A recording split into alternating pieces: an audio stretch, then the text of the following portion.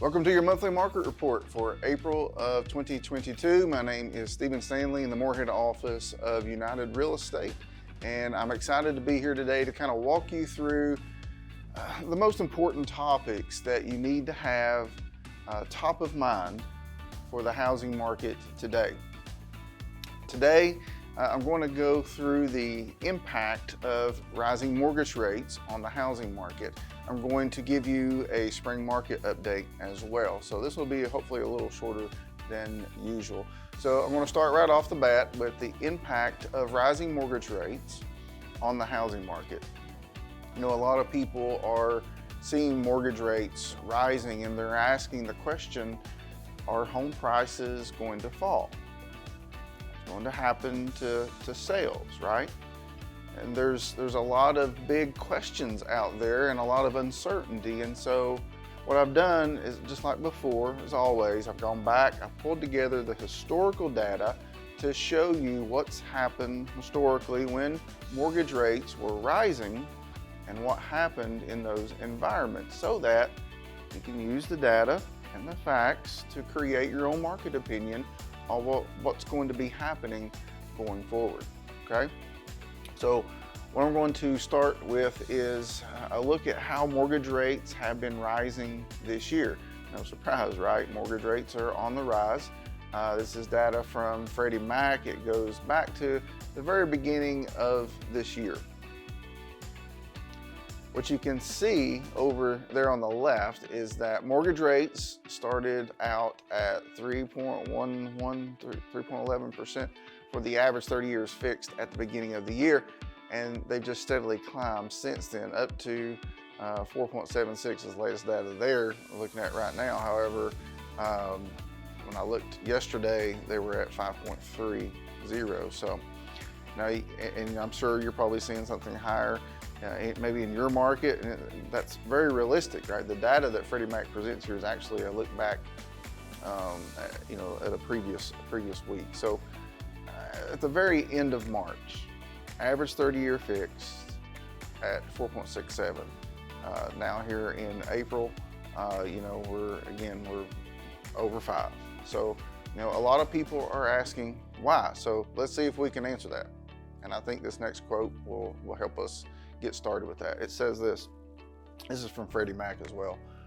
Mortgage rates are likely to continue to move higher throughout the balance of 2022. Although the pace of rate increases is likely to moderate, much of the increase in rates in early 2022 is in anticipation of what will happen after this year, especially with Federal Reserve interest rate policy, end quote. So what does that mean? Rates are projected to continue to rise. That's what the experts are saying anyway. That's what I've been sharing with you all along in these market reports. But likely at a more moderate pace. I didn't think it would actually get there that quick, but it has. And that's because the Fed's been rising their rate, and the mortgage rates tend to follow that. And that takes a little bit of uncertainty out of the market. And some of these rate increases have been priced in because experts now know what's projected to happen. You see, now, as I mentioned just a moment ago, the big question that people are asking is what's going to happen to home prices as mortgage rates rise, right? And a lot of people think that when rates go up, prices go down. Do you think that? Well, I want to share with you today the data on that, okay? So you can have an objective standard. So what you're looking at here is the impact of rising rates on home prices when mortgage rates rose by more than a percentage point. So this goes all the way back to October of 1993. So we're talking like almost 30 years. And it shows you that there was, an average of about 8% home price appreciation as mortgage rates are rising by more than a percentage point, okay? So, overall, what we can see is that, rising rates have not had a negative impact on home prices, But I want to take this a little step further because I think a lot of people have more questions about what's going to happen with sales. So let's take a look at this addition to the same data and to add some home sales for this same period of time, going all the way back again to 1993. And now what we can see here is there was an average of a decrease of 11% in home sales as prices were rising. We know as rates rise, that tends to sometimes reduce buyer activity. It prices some people out of the market, right? So, but you know what we want to do is to look at what does this mean overall, and I think we have a fundamentally very different housing market than what we've had some of these in some of these environments. We've talked about that before. So let's take a look at this first line where, you know, October 93 to December of 94. Mortgage rates increased by 2.38% to a final rate of 9.2%. So let's be super clear that we're not looking at this much of an increase in mortgage rates right now. We're not projected, and we're certainly not projected, according to the experts, to get up to a 9.2% mortgage rate.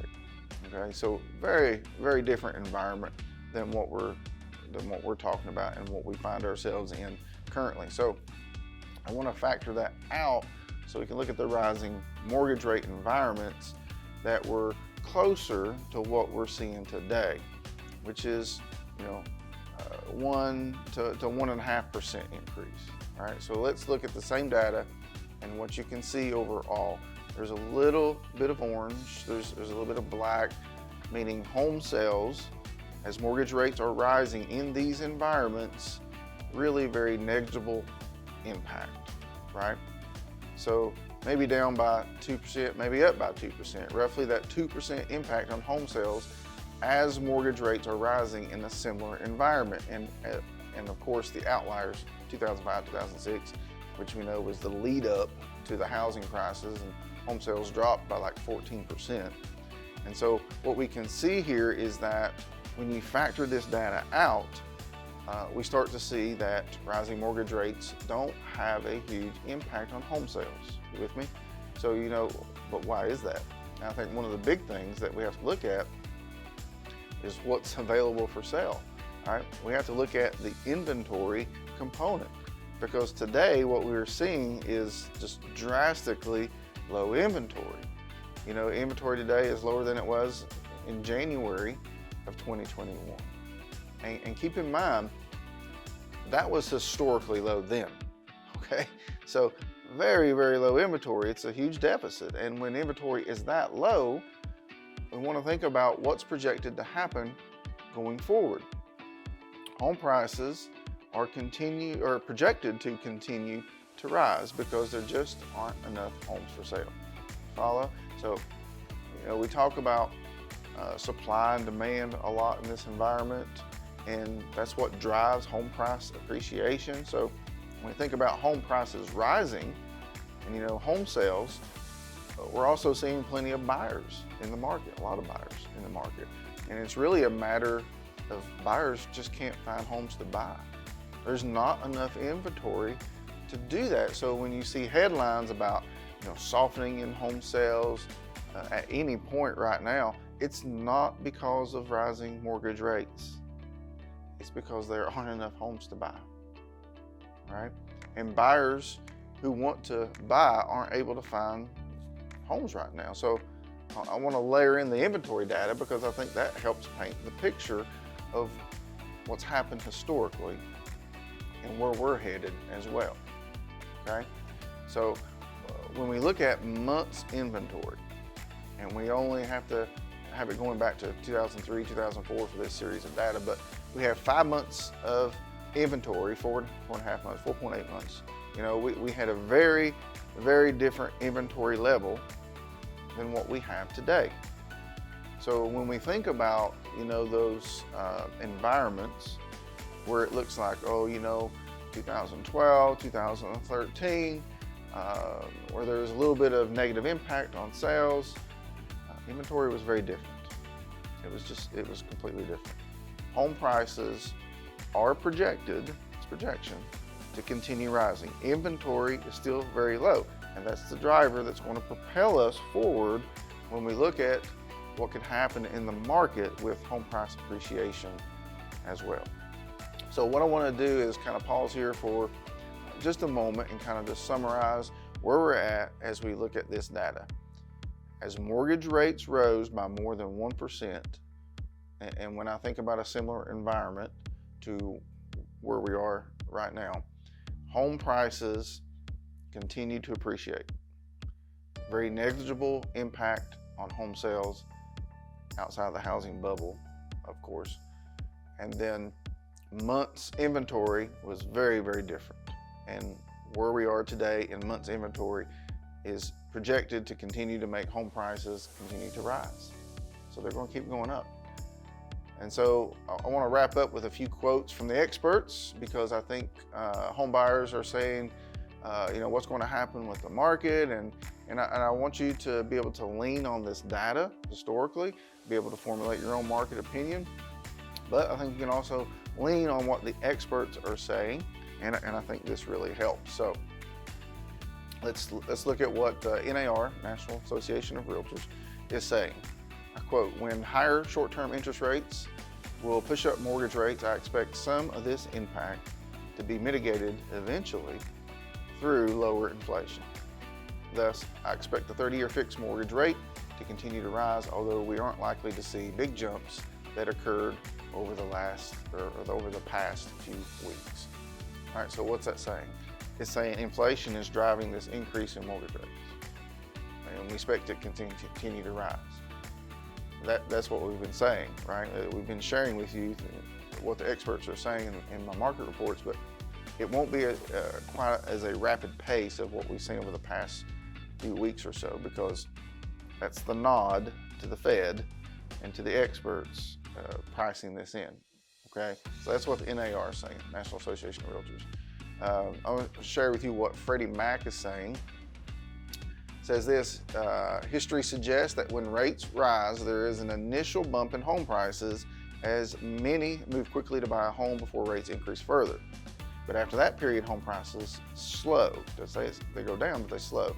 Freddie Mac analysis shows that a 1% increase in mortgage rates results in home price appreciation that is 4 percentage points lower. For instance, a 1% increase in mortgage rates would change home price growth from 11% to 7%. All right, so what's Freddie Mac saying? We certainly feel that home price appreciation will slow, mortgage rates will slow some of the frenzy, but we're not talking about depreciation. Not talking about a softening or a deceleration. There's a difference, and that will help slow some of the frenzy as we move forward in the housing market. And then this last one, I think, is the big takeaway, a really good one to end this section on, and this is the what to do, okay, from Freddie Mac. It says, rates rising and expected to rise through 2023, it makes sense to obtain a purchase or refinance mortgage if you are in good standing, okay? So the data, the insights, the historical context, I hope that helps you as you look back at what's happened in the past, to be able to formulate your opinion based on the data, based on the facts. That's what I'm trying to present to you, just based on what's happened in the past, about what's going to happen in the market as well. Obviously, we can't predict the future, but we can go by historical data. Now, what I want to do now is kind of turn our attention to the spring market quickly. We'll end on this. We're here in April in the spring, sort of look at everything going on relative to the spring markets. And certainly interest rates, of course, have dominated the conversation. We're all about what we've talked about even in these market reports the last couple of months, and that rise in interest rates and where they're predicted to rise. And so, but let's hop in and take a look at the spring market. I'll give you a kind of a brief spring market update. First, Mike Simonson from Altos Research, I think, said it best. He said this: "We keep watching for it, but there are absolutely no signs of market slowdown anywhere in the data. If anything, we're seeing the market continue to heat up." And no doubt, we're in a very, very busy market. I can attest to that.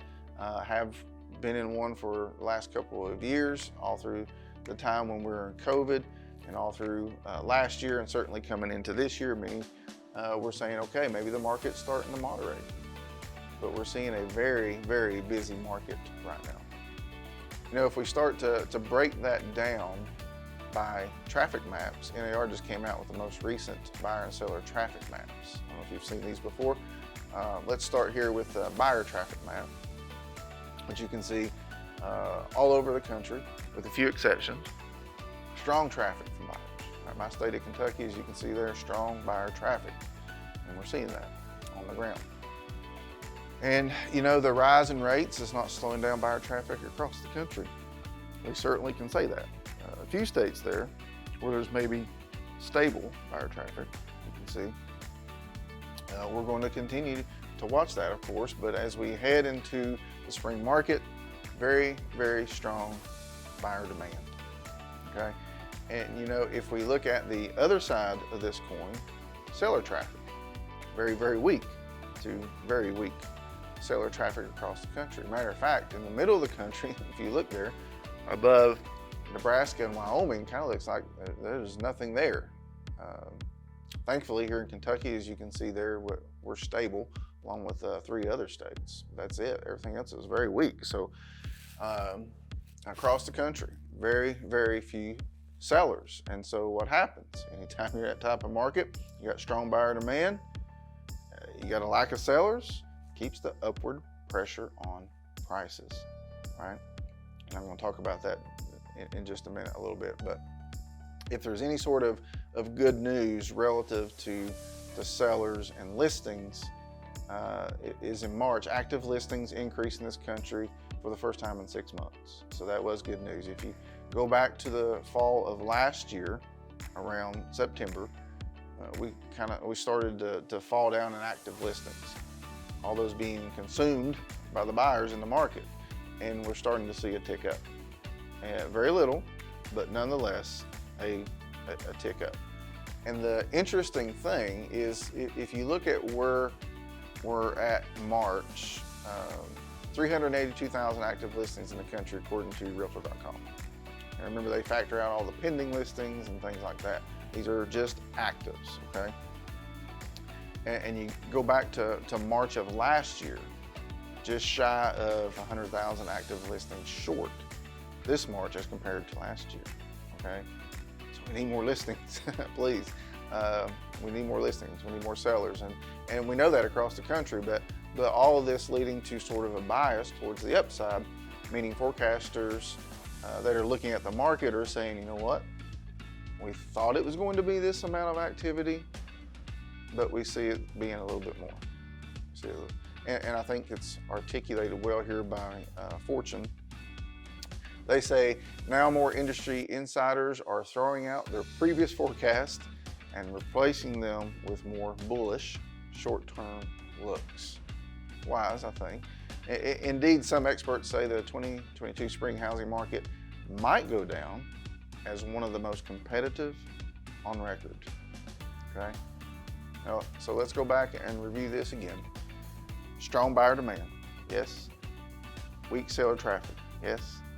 All of this leading to what? A very, very competitive market with no end in sight. So, but no doubt, spring market shaping up to be a very, very competitive market. So anyway, I'm going to wrap up there with my April 2022 market report, and I'm just so thankful for you taking the time to watch it. I hope that it has been helpful to you, and if you did get some value out of the video, I would greatly appreciate a subscribe and a like, or leave a comment below if you got questions, or if you agree or disagree, you know, leave those down in the comments below, and I'll try to answer those the best I can. So again, thank you for watching, and I'll see you next time. Have a blessed day.